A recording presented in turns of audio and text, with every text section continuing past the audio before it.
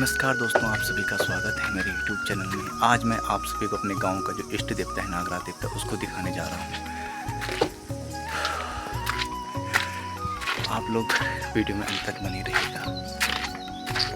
तो साथियों, यह हमारे गांव का रास्ता है जो कि भगवान नागराज के लिए जाता है।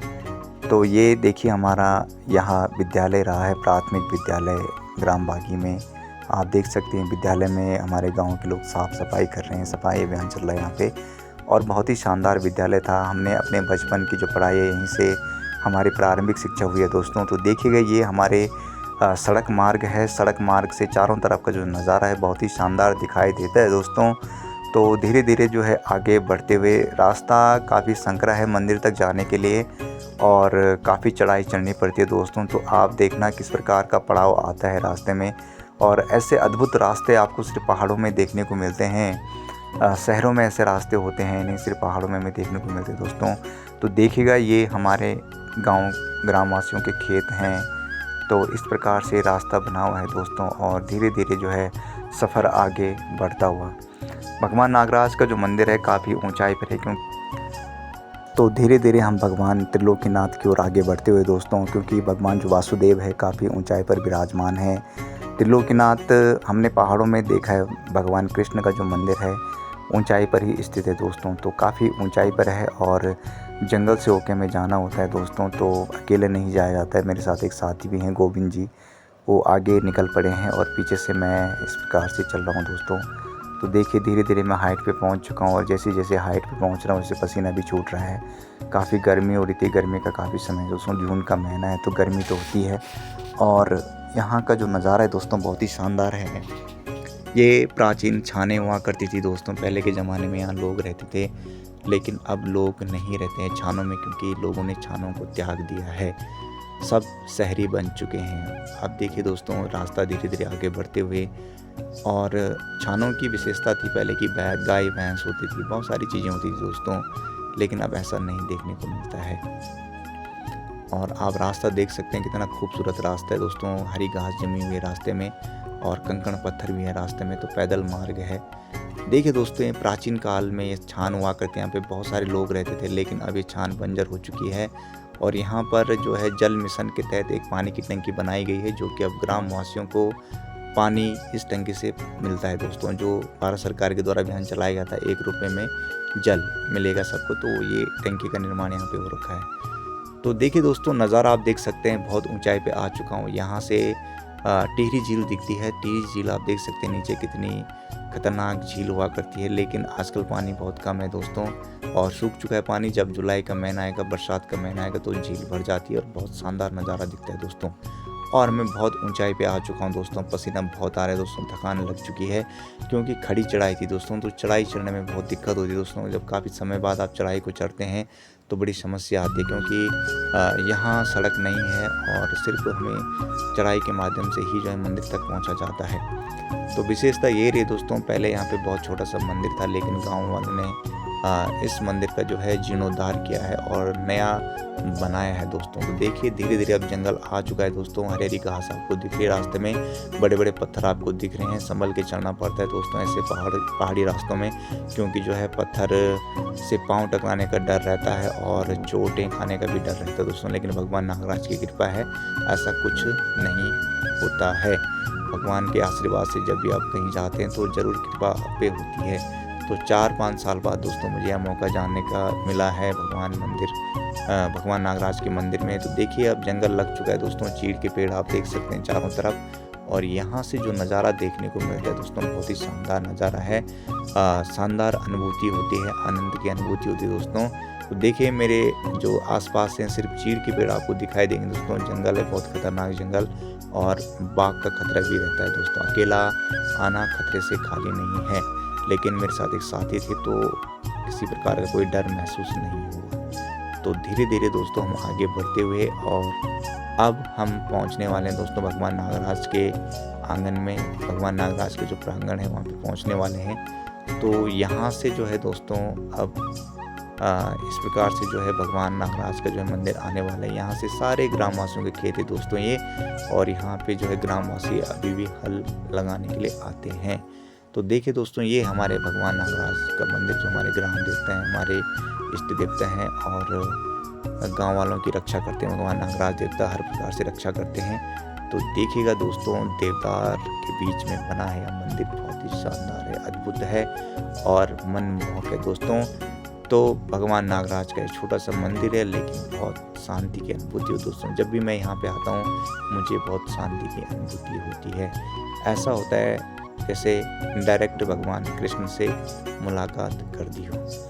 तो यहाँ पर जो है देवदार के पेड़ लगाए गए हैं दोस्तों, और मंदिर में जो है एक चीड़ का पेड़ भी है दोस्तों मंदिर के सामने। आपको दिखाऊंगा बाद में वीडियो के माध्यम से। बहुत पुराना पेड़ है दोस्तों। उस पेड़ की खासियत देखिए, आज तक वो पेड़ खड़ा का खड़ा है, कभी टूटा नहीं दोस्तों। जैसे और जैसे पेड़ होते अब तक उसके साथ ही बहुत टूट चुके होंगे, उसके साथ के पेड़ होंगे, लेकिन भगवान के मंदिर के सामने दोस्तों बगल में जो पेड़ खड़ा है वो आज तक नहीं टूटा है, और उसकी भी हम पूजा करते हैं क्योंकि वो ऐसा सूखा हुआ पेड़ है दोस्तों, लेकिन आज तक नहीं टूटा है। तो बचपन से मैं उस पेड़ को देखता आया हूँ दोस्तों। उस पर हम जब सिक्के हमारे पास होता हम उस पर लगाते थे दोस्तों।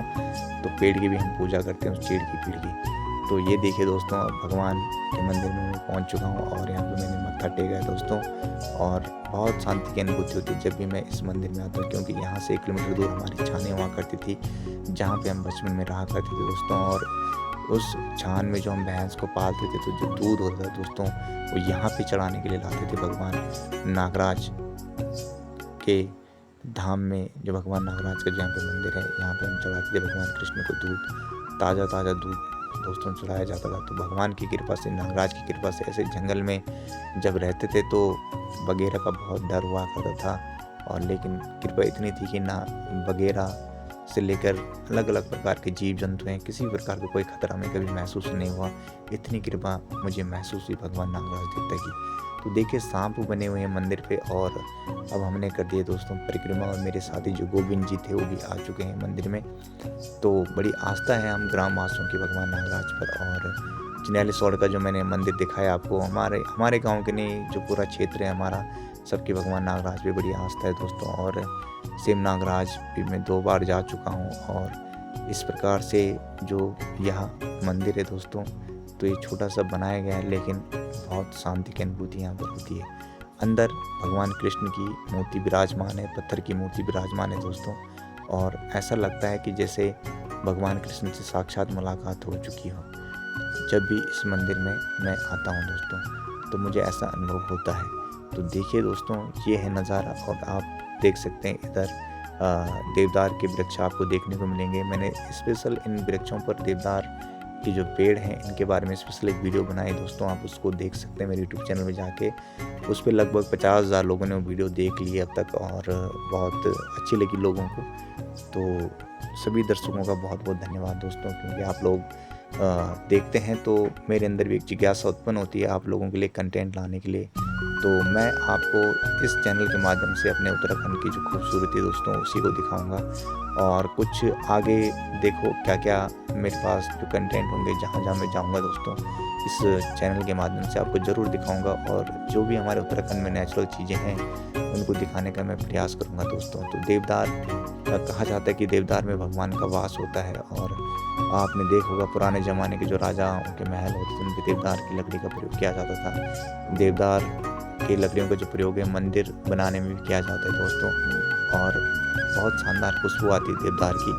तो देवदार के पेड़ हमें जो है ऊंचाई पर ही देखने को मिलते हैं। एक हमारे गांव में यहाँ देखने को मिले, और एक मुझे जो देवदार के पेड़ देखने को मिले, बड़कोट क्षेत्र में बहुत सारे देवदार के पेड़ हैं, वहाँ के लोगों ने उनका संरक्षण किया है।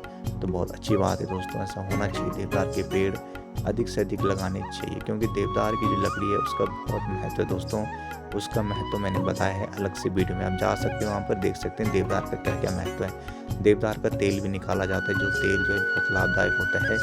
अगर किसी के पैर में दर्द होता है, कुछ भी होता है, तो अगर आपने तेल लगा दिया अपने पैरों में तो उससे दर्द समाप्त हो जाता है। बहुत सारी जानकारी मैंने उसके बारे में बताई, आप जा सकते हैं और उस वीडियो को स्पेशल देख सकते हैं दोस्तों। तो ये है दोस्तों हमारा भगवान नागराज का छोटा सा मंदिर है, लेकिन बहुत अच्छा है और बहुत यादें जुड़ी हैं दोस्तों इस मंदिर से। बचपन से लेकर जब जन्म हुआ है तो बचपन इसी मंदिर के इर्द गिर्द हमारा कटा है दोस्तों। बचपन में हम इसी मंदिर में खेला करते थे, बहुत सारे लोग छानों में निवास करते थे। तो हमारी जो मित्र मंडली थी, सब यहीं मंदिर में आते थे। तो हम इस मंदिर में बहुत सारी क्रीड़ाएँ हमने बचपन में की है दोस्तों, तो इस मंदिर से बहुत सारी यादें जुड़ी हैं। तो भगवान कृष्ण का इतना आशीर्वाद है कि जहाँ भी जब भी जाते हैं तो अगर कभी लेट हो जाती है, देर हो जाती है, तो भगवान स्वयं स्वप्न में आते हैं कि बेटा तुम्हें आना होगा हमारे, तू आए नहीं दरबार में। तो इसलिए मुझे तो ऐसा लगता है कि जैसे भगवान स्वयं, मैं जब 4 साल से नहीं गया तो भगवान ने सपने में आके कहा कि बेटा तू दर्शन करने क्यों नहीं आ रहा है, या आ जा मेरे पास। तो मैं फिर यहाँ पे इसलिए मुझे यहाँ आना ही पड़ता है दोस्तों। तो ऐसी कृपा है। तो क्योंकि भगवान सपने में इस रूप में आते थे, क्योंकि जो भगवान शेषनाग यानी भगवान जो विष्णु विराजमान है शेषनाग के ऊपर, तो शेषनाग का भी 4 जो फन होते हैं उसके, वो मुझे स्वप्न में भगवान साक्षात विष्णु के रूप में दिखाई देते थे। तो इसलिए मुझे लगा, मैंने कहा शायद मैं बहुत सालों से यहाँ गया नहीं, तो मुझे यहाँ जाना होगा। ये सत्य बात है दोस्तों, आपको अगर ऐसा लग रहा होगा तो ऐसा नहीं है, लेकिन मेरे स्वप्न में आते थे। तो इसलिए मैं यहाँ जब भी गाँव आता हूँ तो ज़रूर यहाँ पे दर्शन करता हूँ भगवान नागराज की। तो भगवान नागराज की इतनी कृपा होती है ग्रामवासियों पे, जब कभी भी क्षेत्र में कभी बारिश नहीं होती तो भगवान का स्मरण करो तो बारिश हो जाती है। और यदि कभी आप ऐसी जगह फंस चुके हैं, यदि मार्केट से जैसे हम घर आते हैं तो कभी ऐसा लगता है कि भीग जाएंगे बारिश में, तो मैं तो अपना अनुभव बता रहा हूँ दोस्तों, मैं तो भगवान नागराज का नाम लेता था कि भगवान जब तक मैं घर ना पहुँचूँ पैदल मार्ग से, तब तक बारिश आप रोक देना। बिल्कुल भी दोस्तों बारिश की बिल्कुल बूंद नहीं होती है, और जैसे मैं घर पहुँचता था उसके बाद बहुत ज़्यादा बारिश हो जाती थी। तो इतना मैंने महसूस किया है। जब हम कभी गाँव से स्कूल जाते थे तो ऊपर आते समय गाँव, क्योंकि काफ़ी दूर था, तो पैदल जब हमारी जो प्रारंभिक शिक्षा होती थी, जब हम बाज़ार मार्केट पढ़ने जाते थे दोस्तों, तो कभी अकेले आते समय जंगल में डर लग जाता था। तो हम प्रार्थना करते थे भगवान से कि कुछ ऐसा बाघ बूघ देखने को ना मिले। तो भगवान मतलब इस प्रकार की शक्तियाँ होती हैं, तो ये मैंने महसूस की है। और आप मानो या ना मानो, लेकिन ये मैंने महसूस किया है दोस्तों।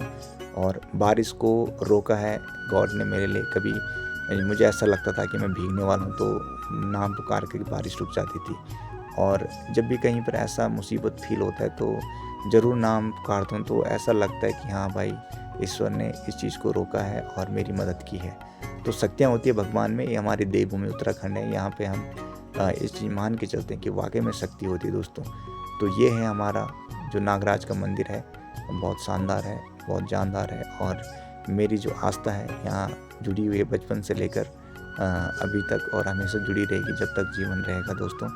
तो ये इस प्रकार से यहाँ पर जो वातावरण है बहुत ही शानदार है, और यहाँ से बहुत सुहानी जो हवा है यहाँ पे चलती है दोस्तों। चारों तरफ से खुला है, और बहुत ऊंचाई पर तो हवा जो है बहुत आनंददायक यहाँ पर प्राप्त होती है।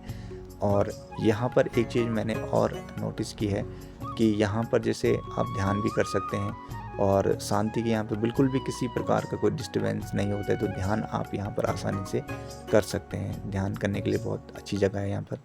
और यहाँ की जो विशेषता है दोस्तों, और मंदिर की जो विशेषता है कि इस प्रकार से जो मंदिर बनाया गया है, तो सभी गाँववासी यहाँ पर जो है मेले का वर्ष में एक बार आयोजन किया जाता है। तो मेला यहाँ पर होता है, तो सभी ग्रामवासी और अलग अलग जगह से लोग यहाँ पर जो है सामान जो मेले का होता है वो यहाँ पे लेके आते हैं। तो गांव वालों के लिए मनोरंजन हो जाता है कि वर्ष में एक बार यहाँ पर जो मेला लगता है दोस्तों। तो इसके पीछे उधर नीचे ग्राउंड पे पेड़ आप देख सकते हैं, तो कितना सूखा हुआ पेड़ है, लेकिन ये शक्ति है दोस्तों भगवान की कि आज तक पेड़ गिरा नहीं है। मैं आपको बताना चाहूँगा, अगर कोई और पेड़ होता, दूर होता, यहाँ मंदिर से दूर होता, तो अब तक ये पेड़ गिर जाता।